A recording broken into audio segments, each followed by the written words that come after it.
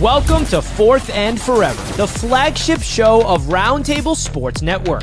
Join hosts Dan, Richie, and TD as they break down the latest news and storylines across the NFL, featuring game predictions, breakdowns, heated debates, live Patreon callers, and everything in between. Catch Fourth and Forever every weekday at 1 p.m. Eastern on the Roundtable Sports YouTube channel. Fourth and Forever crew, we are live here on a Monday, October 20th. I've never been more happy to talk about football. What a great day it is. Right here with TD. Tony Dow, Dan Mitchell won't be able to make it today, but we got a full slate of NFL football to talk about. And guess what? I'm not talking about the Jets. TD's not talking about the Dolphins in this show because we got the AFC East Roundtable tonight at 6 p.m. that Dan Mitchell will be part of, and, of course, Colby will be part of. So we're going to keep the Dolphins and the Jets talk for tonight before everybody starts calling in and laughing at the Dolphins and laughing at the Jets.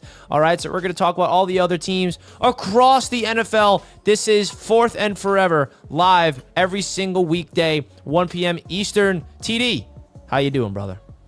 I'm doing great. I'm feeling great. Here's another beautiful day. We get to talk NFL football around the entire NFL. My team isn't so great, but that's a downer. But can't relate.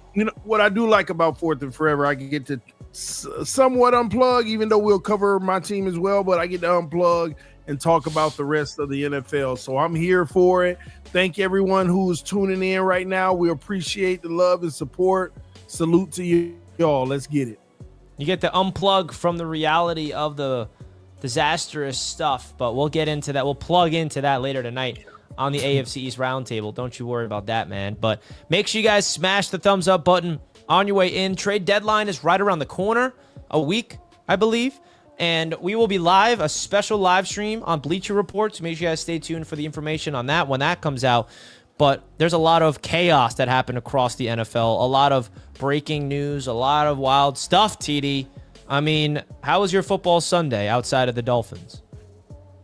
It was pretty bad because of the Dolphins, but outside of that, man, it was a lot of good football, a lot of thrillers, a lot of good games, and that's what I love the most, whenever we can actually just sit back and enjoy a good game. So I had a lot of games playing. I saw a lot of the stuff that went down in the NFL.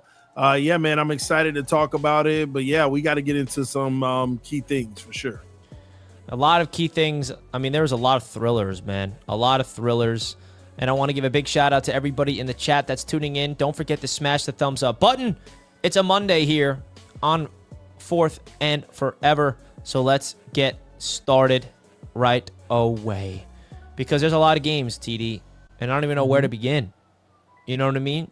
There was a lot of games. Let's start off with the game to start off the Sunday slate, which was in London early in the a.m. Yeah. The Jacksonville Jaguars get blown out by the L.A. Rams. Matthew Stafford, dark horse for MVP, that's for sure. 5 touchdowns he had in this game. 5. Davante Adams proved everybody that he's still here. Davante Adams is still that guy. Puka Nakua's injured. Don't you worry. You got Davante Adams in his prime, basically vintage Davante going out there making some plays all over the place. Are the Jacksonville Jaguars frauds? Maybe, because I'm telling you this, dude, Trevor Lawrence stinks. I'm someone that's been trying to dude, I'm watching that game. I'm like, dude, yeah, bro, he's just trash. I just got to keep it how it is, bro. He was lost in that game and they kept going for it on 4th and long. And he's just I don't know, man. He's just obviously not a great quarterback. But, TD, your thoughts of that matchup between the Rams and the Jaguars? Yeah, it was funny because it was the epitome of a Trevor Lawrence game. The stats were there, had almost 300 yards, but 1 touchdown in this game.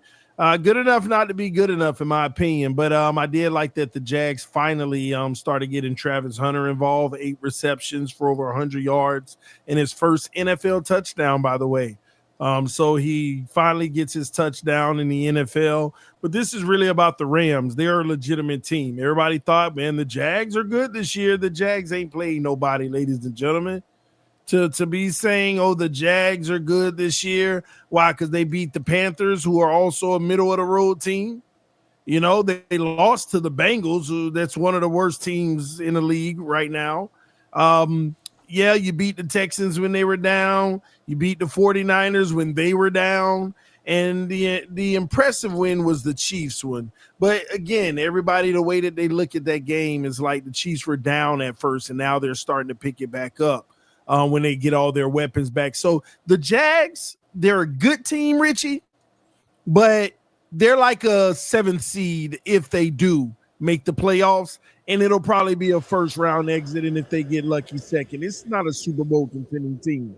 The Rams are, ladies and gentlemen, they are a legitimate team, a legitimate contending team. And yes, I'm going to go out on a limb right now and tell y'all that the Rams, they might be creeping themselves into that role to be the team to beat. And also Matthew Stafford, huge 5-touchdown day. And when you look at his statistics on the season, he is top 5 in the MVP conversation as well. At least he should be, in my opinion. All right.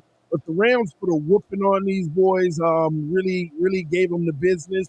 You also look at the fact of the Puka Nakua news, but Adams absolutely was a tear in this. What do you have, 2-3 touchdowns? Something like that? Yep. Like, just went off. I have him on my fantasy team, so I kept getting the notifications. So that was pretty dope. TD, your mic is muffled again. Make sure you lower those levels. Shouldn't be. Is it still muffled now? Yeah. TD's underwater. I don't know why. Sounds better now. I don't know why. Maybe an XLR cable issue. Yeah, I might have to just put another cable on this and see what's going on. But they were also 4 for 4 in the red zone, 2 for 2 on 4th downs.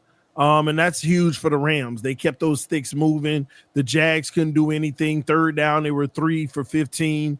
It was abysmal, but let's call it what it is. The Jags were undisciplined. They literally had 13 penalties in this game for 119 yards, and that's not going to win games. The only thing that was absent of this game that really hurts the Jags, they didn't even turn the football over, but they still got blown out.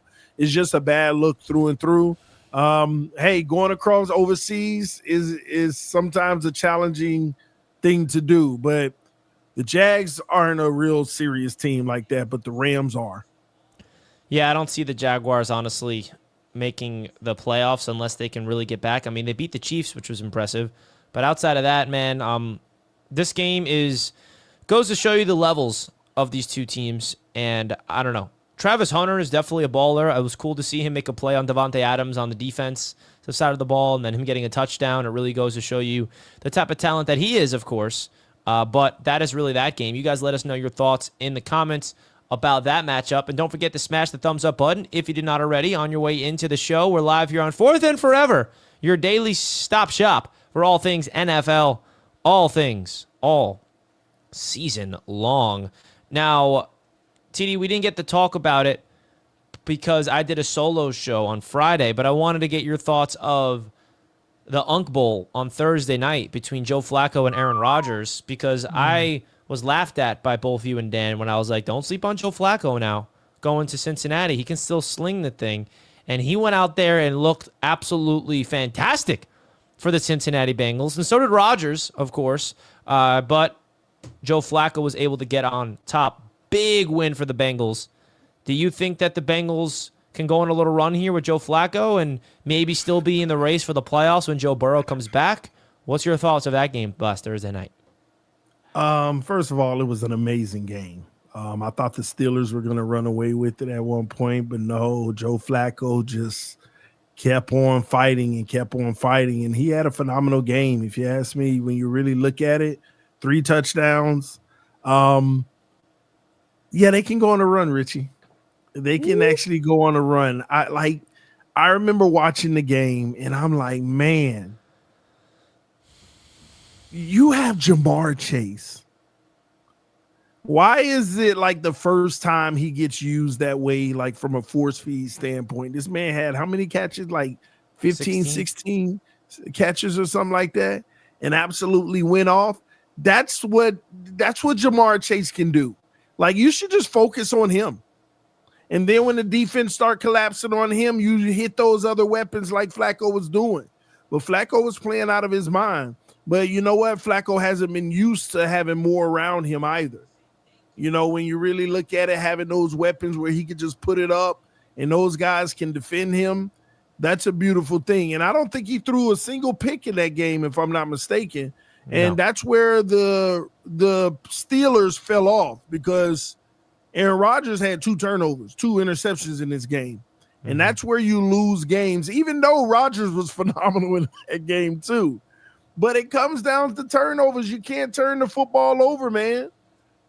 So big win for the Bengals, and they are alive and well and going on a run now, Richie. When you look at their schedule, let me tell you what it tells me. What I just saw, that version of the Bengals can beat the Jets next week.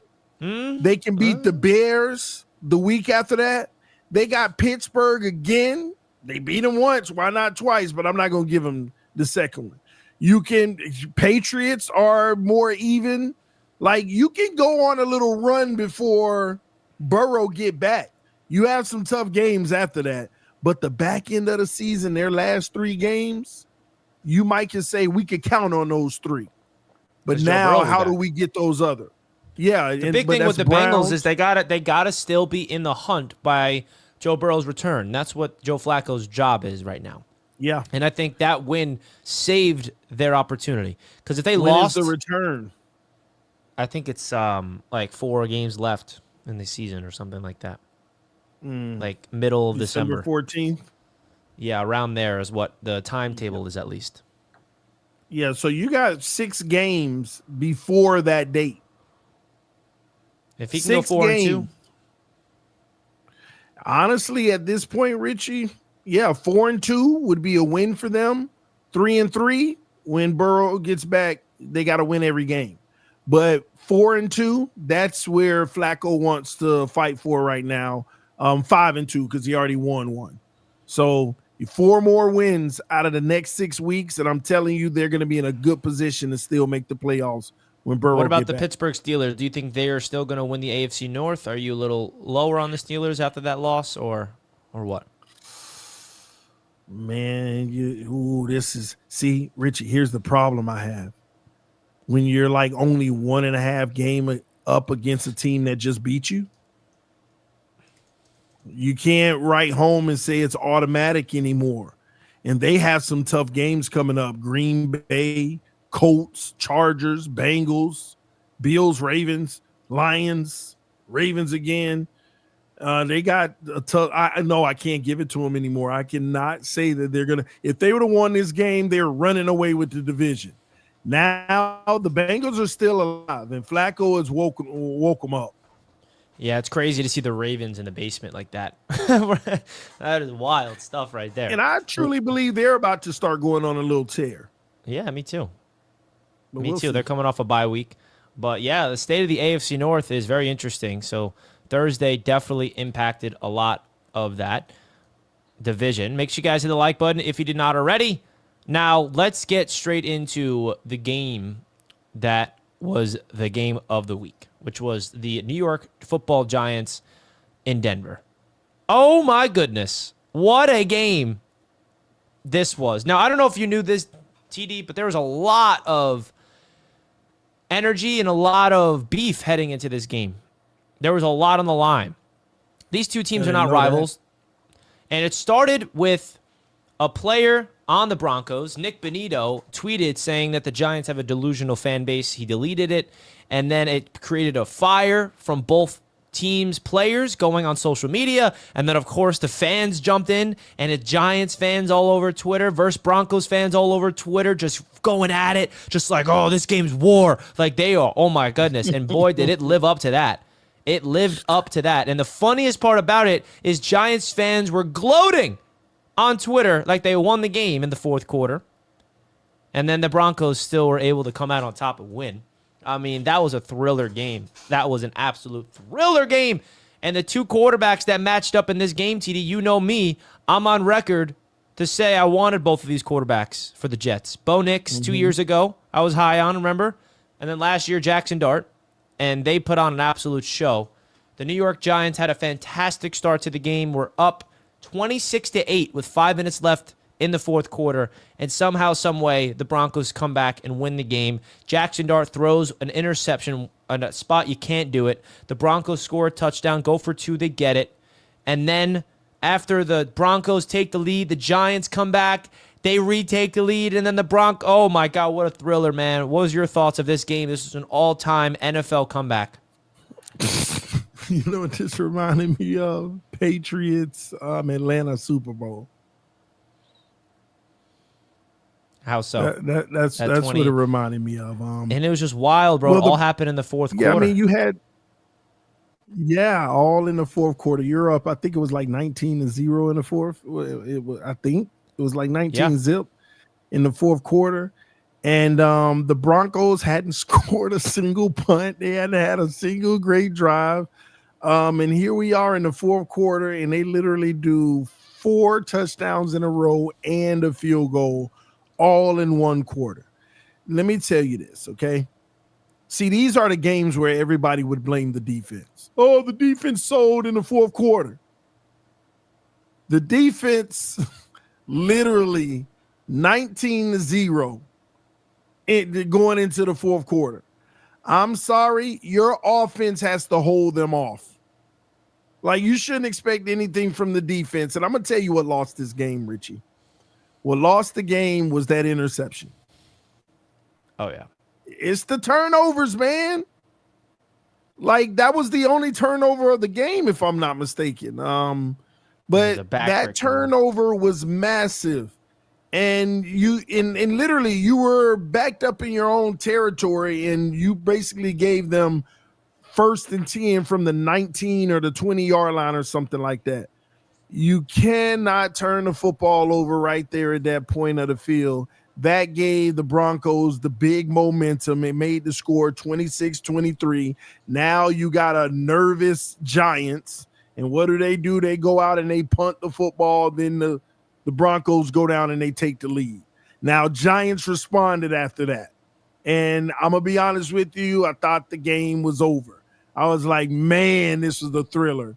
And Denver still had enough time and ability to get that game-winning field goal. But I'm going to say the Giants killed themselves in this one.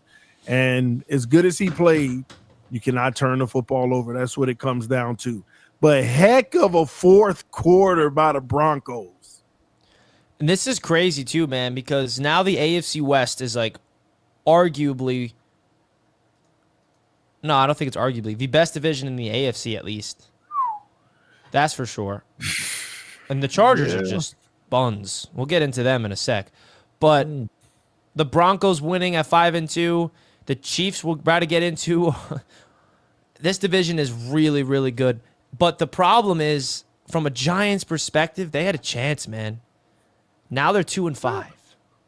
Now they're 2-5. And they could have been 3-4 with a win. And they could have a chance to go after and be aggressive at the trade deadline for a wide receiver. They're interested in guys like Jalen Waddle from Miami. They're interested in Chris Olave. They're looking for guys.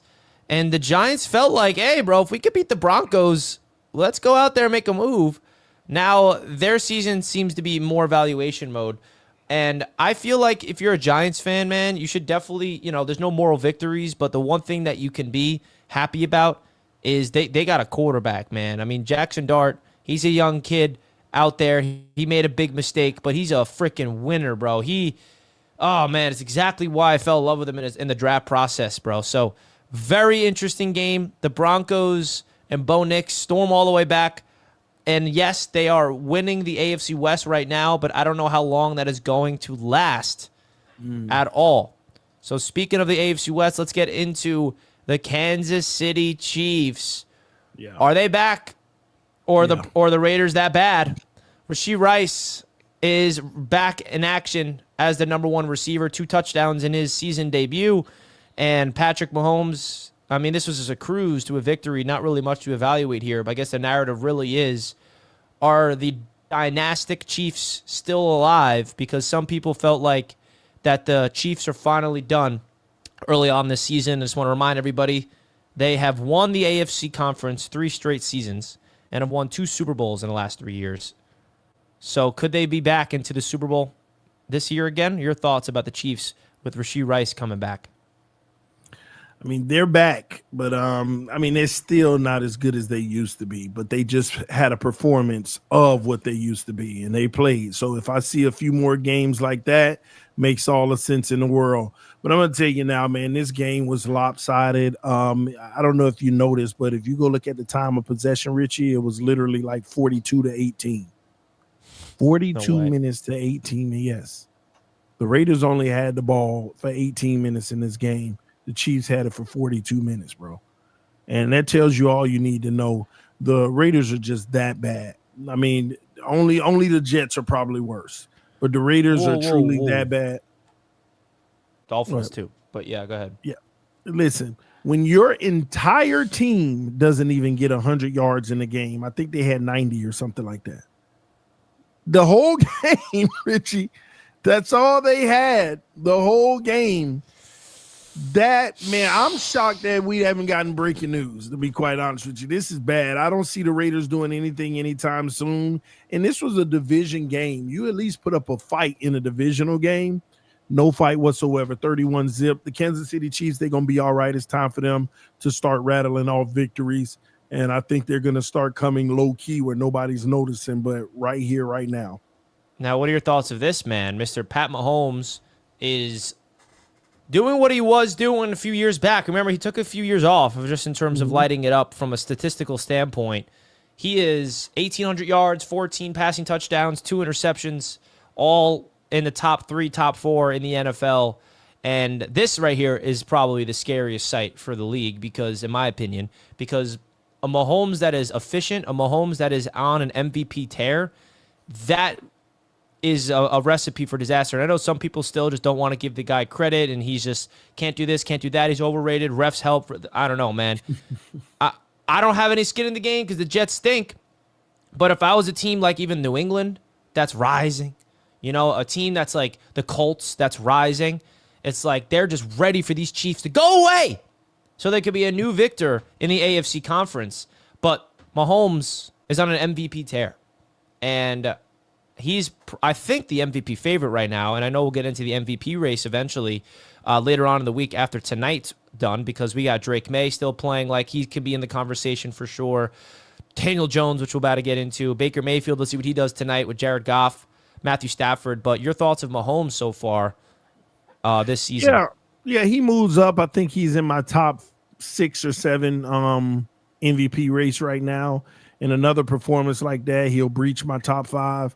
I'm pretty confident he's playing out of his mind right now, being very efficient, not turning the football over as well, starting to make better decisions. And that offense is opened up because they have the plethora of weapons now in their main roles that they were supplementing for from the beginning of the season with guys out for whatever reason.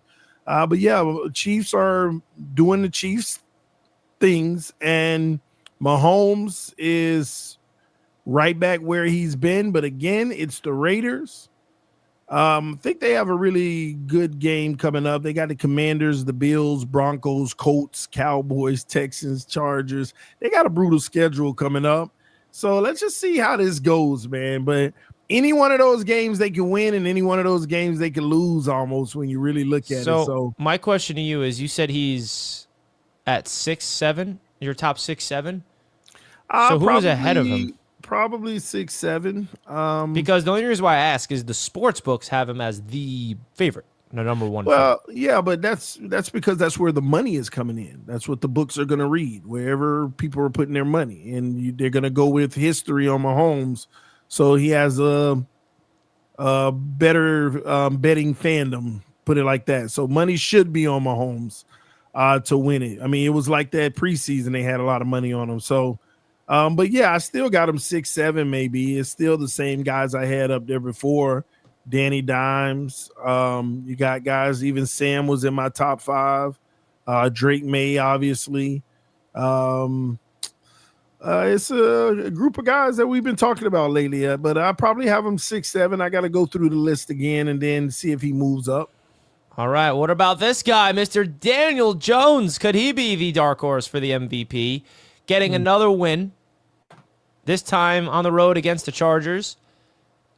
The Colts are legit. The Colts are the real deal. And it's crazy that TD used that narrative just to prove how the Dolphins are not as bad as we think. So I think your take there, TD, is still proven to be incorrect because your angle of saying the Colts are the best team in the NFL was just to minimize the loss the Dolphins took. But I don't think you realize it would actually manifest into how great the Colts are and how bad the Dolphins are. Yeah, so I think it's just not true. Yeah, it is. That's Come on. not Can what you just was admit happening. it, please? No, I don't Can need you just to admit it after week 1, bro? You know you're saying that just to minimize the Dolphins' loss. It wasn't more about the actual thoughts of the Colts. See, I kept saying to you, Rich, I kept telling everybody, after what I saw from Daniel Jones and the type of throws he was making and the accuracy, regardless of how good or bad the Dolphins are, that was legitimate gameplay that I saw from him. It was big time play.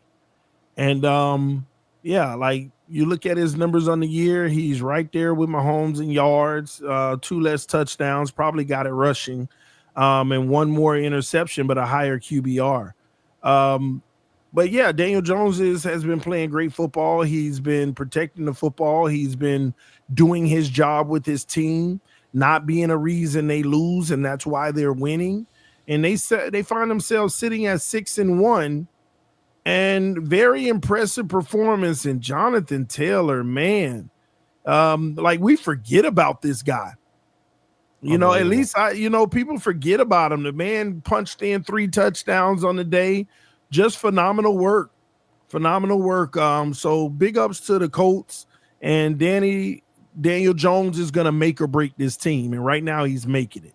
So we'll see how long this lasts. See if he can change his name like Baker Mayfield or not. Yeah, Flicks brings up a good point. The Colts are the 2024 Vikings. No, I totally disagree. And this is where Richie loses me, because the Colts have actually played some good competitive teams, and like teams that are viewed to potentially make the playoffs, and they've beat them and they played well. The Vikings last year, all the good teams they played, they lost because Sam Darnold played bad in those games. And it wasn't many. It was only like 3 or 4, but it showed itself. That's the difference. No, that is not true. It is true. Go look it up, Richie. Go look at the good teams that they played, and he played like a bum in all 4 of them. In the divisional games that matters in a tough NFC North, those are games that matter. Those are tough games, and he stepped up. What game did he step up? Did he step up against the Lions? He led his team as a quarterback to 14 wins. You're just going to minimize all that? Go look at the 14. Go look at that doggone right, because you ain't have one big-time game against a good team where you played 4 quarters of football, good football. You didn't. That's how you gauge it. This is why I knew in the playoffs he wasn't going to get no wins, because this is how you gauge it. And in the playoffs, he got smoked there too, and he was the main reason. Hey, bro. But what about Sam this year? He's doing it against good teams. Yeah, he's playing better, but again, will it matter when it matters most? Can he show up when it matters most? Yeah, but I do think that from the Flix's point, though, I think that Daniel Jones going to a new team, reviving his career, the Colts and the Vikings, I could see the comparison from that perspective, though. Daniel Jones is reviving his career like Sam Darnold revived his career in Minnesota. And they're both winning a lot of games. Sam didn't revive his career. He fooled the general manager into paying him. Baker Mayfield revived his career. You're telling me Sam Darnold? Okay. Just like Geno Smith fooled the GM into paying him. Okay, first of all, Sam Darnold's contract in Seattle looks like a bargain right now. Sam didn't fool nobody. What are you talking about? I mean, what he's doing right now in Seattle, it's an absolute masterclass of what he's doing over there right now. We'll see. We'll see if you just said Sam. Said, wait, say that again. I just said that right now, I'm not sold. I want to see where this one ends up. Will he be Baker Mayfield, or will he be Geno? This is like we get caught up. Geno Smith was amazing last year too. Now look at him. So will he end up being Baker Mayfield and continue the good play, or will he do like most of them, a resurgence, but then falls from there? Yeah, I mean, That's fair. He has to keep going. It's only been 6 games, 7 games. Big game tonight against a good defense. Seattle versus Houston, by the way. That's gonna be that'll be a good test. He comes out, he performs well, and help his team get a W. That's where the resume starts to continue to build. Hey, this might be a Baker situation here. Look at Sam. But until I get more of those, I don't know. And I'm gonna say yes. I think Minnesota regrets letting Sam walk. They've regressed. J.J. McCarthy is injury prone. He's not a good quarterback yet. And Carson Wentz, I mean, absolutely. I think they took a step back at the quarterback position. As bad as Sam was last year in the big moments, I mean, he still got them there. And I think that Sam could have learned from those experiences. You never know. So I think that Minnesota, I said at the time, man, they're going to regret that decision. And now the Seattle Seahawks fan base are all doing their good things. So I think that when it comes to Sam, he's got to prove it tonight, and he's got to keep proving it every single week. But up until this moment, he's been having up until this moment, he's been doing a great job.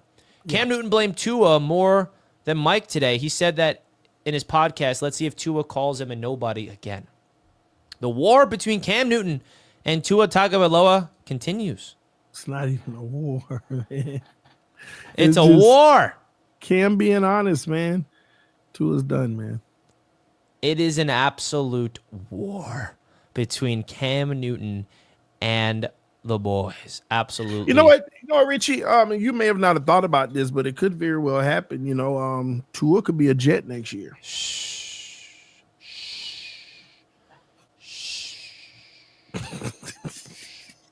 Don't you ever say that again. Okay, that's not even funny.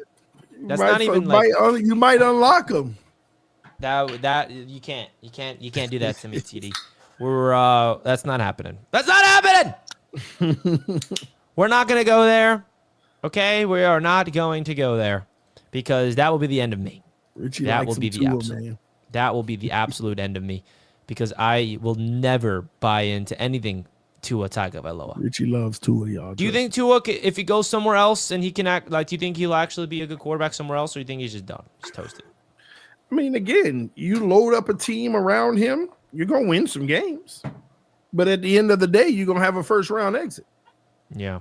Well, when both teams are good, it's gonna come down to the quarterback. And right now, people want to ignore in the NFL, regardless of the bad O-lines that many teams have, and the bad defenses that many of these teams are showing. It comes down to the quarterback and primarily turning the football over.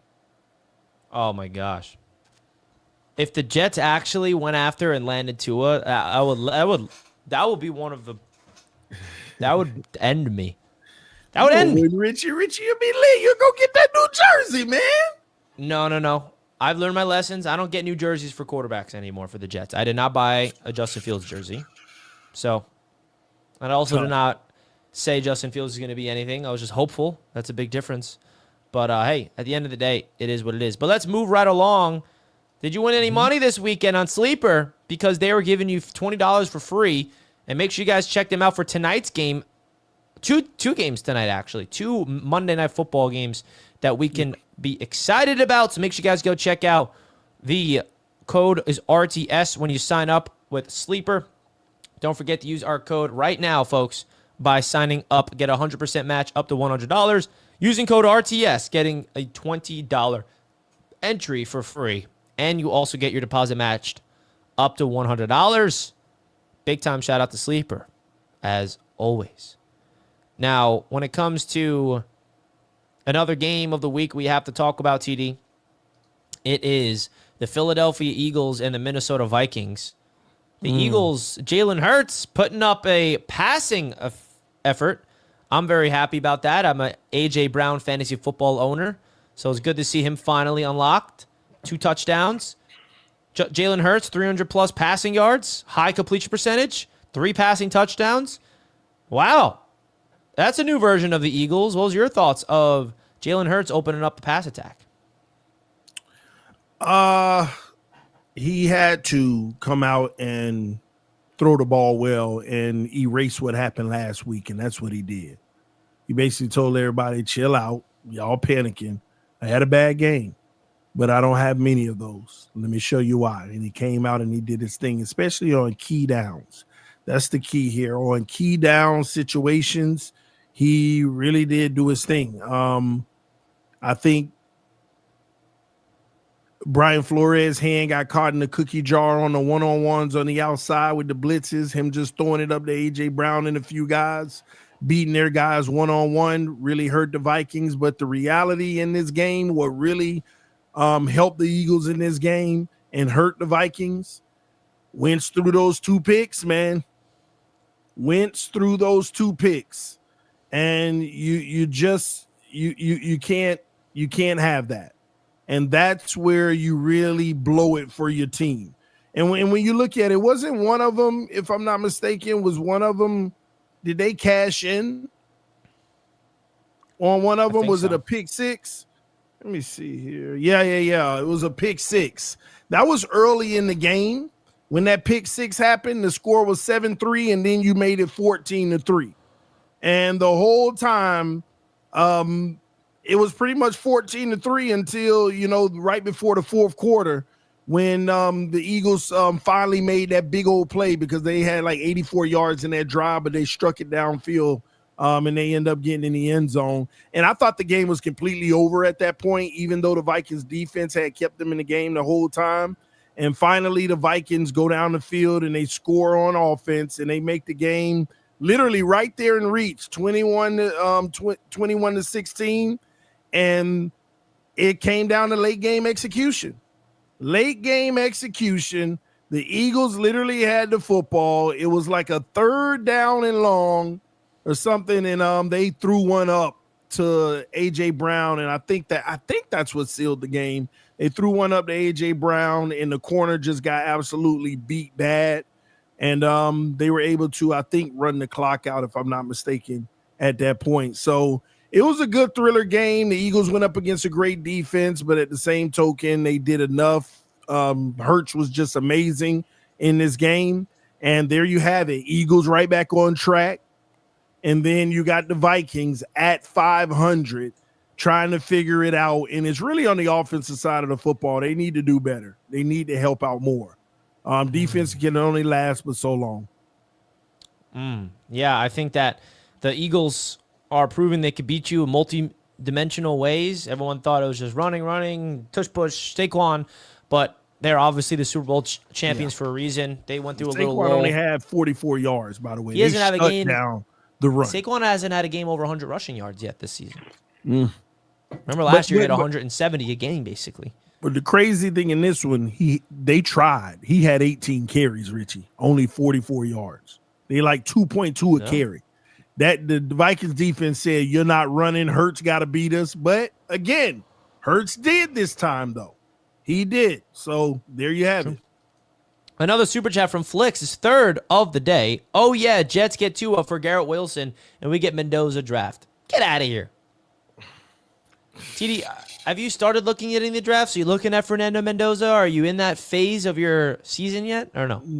Not yet. I think I got about 2 more weeks.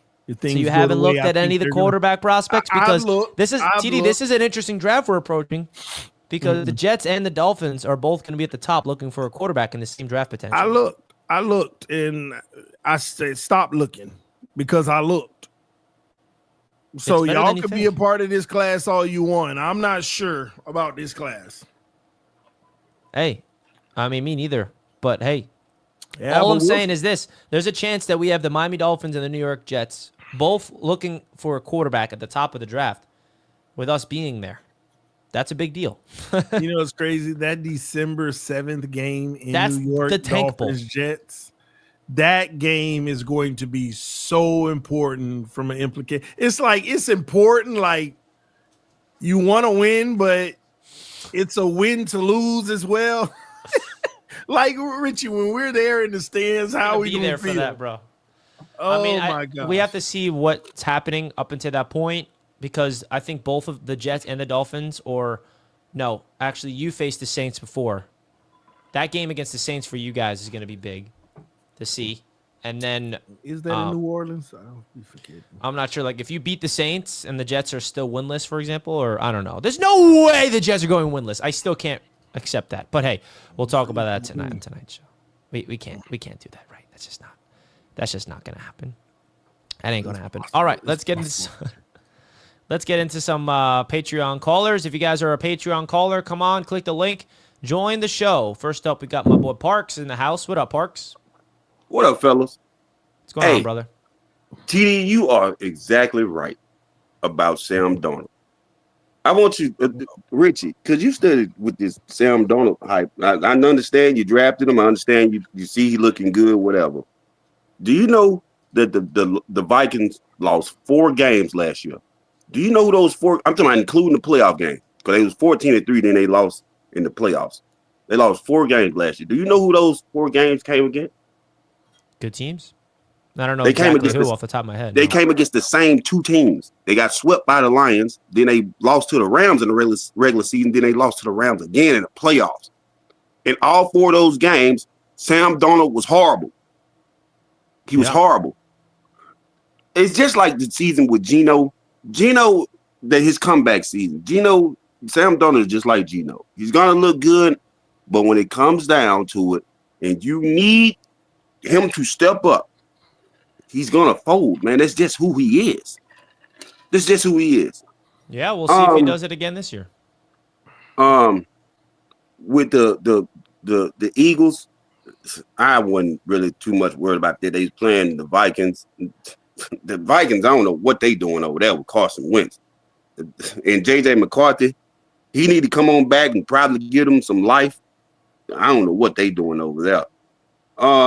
With the Jaguars, they trash. They suck. I've been trying to tell everybody this. They suck. Been trying to tell everybody this. They suck. They got lucky against the Chiefs. They posted got blew out, but it is what it is. They won. They suck. Trevor Lawrence is not good. He's not good at all. He's not good. People, man. He's not good. I don't know if y'all done talked about this game yet. Mac Jones, he's all right, but I mean, they gonna bring Brock Purdy back in. I mean, they are the same quarterbacks. Michael Penix is trash. He can't throw a deep ball. I'm sorry. His deep ball accuracy is trash. I'm sorry. If you look at his, man, I'm telling you, man, go look at his stats over 15, 20 yards. He is trash, man. He's doing the same thing that Mac Jones is doing. He's dumping it off to Christian McCaffrey. Michael Penix is dumping off to Bijan, and he's making something happen. In my personal opinion about the Colts, Daniel Jones is not the MVP of that team. It's Jonathan Taylor. Jonathan Taylor should be in the MVP conversation because he is balling right now. But people are choosing Bijan over Jonathan Allen, I guess for the highlights. But it's really Jonathan Allen who's carrying that team. Daniel Jones is contributing, but it's really Jonathan Allen. Their team runs through Jonathan Allen. We'll talk about it later on the AFC's roundtable. The Jets, they're trash. The Dolphins, they're trash. You shouldn't even be looking for a QB, TD, because Tua will be your quarterback next season. I'm out of here, fellas. Y'all take it easy. Patriots world. All right, Park. See you tonight, brother. Appreciate that. Jonathan Allen is the MVP. Jonathan Allen. That's who Parks is saying. He meant Jonathan Taylor, of course. But no, I mean, it's if Saquon Barkley cannot win the MVP last year, I don't think a running back will ever win it again since Adrian Peterson. That's how I look at it. I think Jonathan Taylor is on pace to win Offensive Player of the Year, but it's hard for a running back to win the MVP. But he deserves to be in the conversation. And I will say Taylor will be a big reason to why the Colts are successful. But Daniel Jones is also playing winning football. Without Daniel Jones playing the way he's playing, it would just be Jonathan Taylor playing good football with losses. Like in terms of winning, DJ deserves some credit. Yeah. I'll say this, Richie, because it's a quarterback award. But if you have 5 or 6 quarterbacks all with those nice 4,400, 33 touchdowns, 6 interceptions, it'll dilute it for a non-quarterback to finally get it. And we might be on that pace. We could very well be on that pace for 5 or 6 quarterbacks all having 43, 4,400 with over 30 touchdowns and less than 10 picks. So it could if you get that out of quarterbacks and nobody stands like just way far at the top by themselves, you could get a non-quarterback MVP that way. But it has to happen. He has 10 touchdowns. And the crazy thing about Jonathan Taylor, let's not forget what he did in his second year in the league. He had 1,800 yards and 18 touchdowns. Wow. He's on pace to do that. He's at 697 yards and 10 touchdowns. 714, half of that. So and last year he had 1,400 yards and 11. It's like this guy has been very consistent. He had 2 seasons of injuries. That's kind of put him off the map a little bit. And then last year he was consistent, but they weren't winning, so you didn't really feel it. So right now he's on pace for 1,750 yards. And I mean, the touchdowns are coming in at a crazy rate. 10 touchdowns already is ridiculous. He's on pace for about 25 touchdowns. Yeah, I mean, if he gets like, what's the touchdown record? He is absolutely balling, man. Shout out to Jonathan Taylor. He's one of those running backs that like gets struck underneath the radar. Jonathan Allen is the guy to watch out for over there, of course. But folks, I just also want to remind you guys that RotoWire is a proud sponsor of the channel, and I think that what RotoWire provides is an opportunity for you guys to win your bets over on Sleeper and all your favorite bets. Big time shout out to RotoWire. If you guys want to go check them out, that link is, of course, as always, down below in the description to make your bets over through. You go to Picks and Props, DFS Pick'em, you pick Sleeper Picks, and you got all your favorite odds over there, more or less. You got all games tonight, give you all the analysis and all the data you possibly need for your picks. And we got basketball season started. Let's go. See basketball props coming on here. That makes me very happy. I'm excited for basketball, man, especially with my Jets being as bad as they are. I'm very excited for basketball. I'll tell you that much. And thank you to RotoWire, okay? Helping your boy out with the fantasy and all that good stuff, man. Oh, yeah, your boy is maintaining his first seed. You looking good? Did you win your fantasy league, T? Let's check it out. Well, my opponent has 2 more players I'm projected to win, and I have 1 more player. So LaSalle, you're going up against LaSalle. That's who I'm about to smoke. Oh, LaSalle, baby. You got it. Come on, man. Okay, let's see. What does LaSalle need? LaSalle has Nick Chubb and Jamison Williams tonight. Okay. That's it. And you have Bates, your kicker. Why are you starting Darren Waller? Well, he got hurt in the game. I mean, what do you mean? Why am I starting Darren Waller? He's been the best. He's been the best fantasy tight end in the entire NFL. No, he hasn't. He's been a good tight end, but not the best. But go ahead, Richie. The man's been the best tight end in the NFL. No, he hasn't. No, yes, he has. He's been good, TD, but not the best. Multiple touchdown weeks. He's been good, TD, but not the best. But he got hurt, so I'm going to be replacing him anyway. So, well, this is how good my fantasy football team is. Want to see how good my team is? I started Justin Fields and still win. Why do we care about your team, Richie? You're not going to win the championship, okay? Yeah, I am. Come on now. Bro, I got Justin Fields as my starter, scoring 4 points. Yeah, well, I got 0 from Waller, and I'm still going to beat LaSalle. Speaking of LaSalle, you see him backstage. LaSalle wants to come in and talk his smack. LaSalle, you're live. Ain't no smack. He losing. Man, you're lucky that you're lucky that Daniels got hurt. That's what it is. Yeah, you the one that came in my chat talking about, look at fantasy, TD, you losing. Yeah, because they were telling me, because Daniel was doing well in the beginning of the game, and then he got hurt. I want to hear it. And he got hurt. So Smith got hurt. It's part of so fantasy. you got lucky. You know what the greatest thing is? I took out. Put in a guy from free agent, put someone on the waves, the Cleveland Browns defense. I brought them onto my team. I was like, no, the Cleveland Browns are going to do something special today. Cleveland Browns are going to do something special on Sunday. And they did. They gave me over 26 points. Over 26 because Tua sucks. Oh, he's turning it into a Tua thing. LaSalle, thank you for the call, man. Thank you for the call, LaSalle. Well, we'll see you tomorrow. We'll see you tomorrow, LaSalle. Hopefully you come back and beat our boy, Mr. TD Fraud Talk. All right, TD, the last thing we have to break down is tonight's games. Okay. All right, let's first, 2 really good games tonight, man. Are you stay up late, right? You're not an early bird. I'm up all night. I know, because some people like Dan, for example, there's 2 games tonight. Usually they do it 7 o'clock kickoff and then 8 o'clock kickoff, but tonight they're back to back, 7 o'clock kickoff and then 10 p.m. kickoff for the later one. Crazy. So you got to be up till 12:31 a.m. to catch the end of the second game. But we got Tampa Bay taking on the Detroit Lions, arguably the best game of the entire weekend in terms of matchups wise. The MVP, Baker Mayfield, and Jared Goff, dark horse for MVP. This is going to be a really good game in Detroit. Who do you got, man? Who do you got in this game? Who you putting your cash on, TD? This is a tough one, but let me tell you something, man. I'm riding with Baker. I'm riding with the better quarterback. Yes, I said it. Baker Mayfield is better than Jared Goff. And this is a game that is going to come down to which quarterback makes the most plays, and Baker's better suited for it. I love what they're doing in Tampa.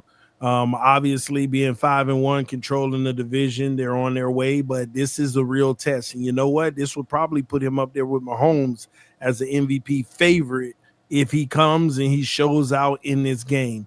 Detroit, they're still working through some stuff. Great team, obviously. They still the Lions. But I don't put them at the top tier. I put them in the second tier.